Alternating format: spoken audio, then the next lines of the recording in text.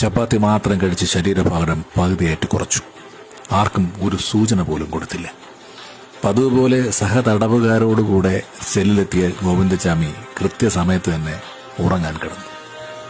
പുലർച്ചെ 1 മണി. വാർഡന്റെ പതിവ് പരിശോധന. പുതച്ചുമൂടിയ ഗോവിന്ദച്ചാമി ഉറങ്ങുന്നു എന്ന് ഉറപ്പുവരുത്തി. എന്നാൽ വാർഡൻ പോയ തക്കം നോക്കി ചാമി ഉണർന്നു. നേരത്തെ തയ്യാറാക്കി വച്ചിരുന്ന പ്ലാൻ ഓരോന്നോരോന്നായിട്ട് നടപ്പിലാക്കി.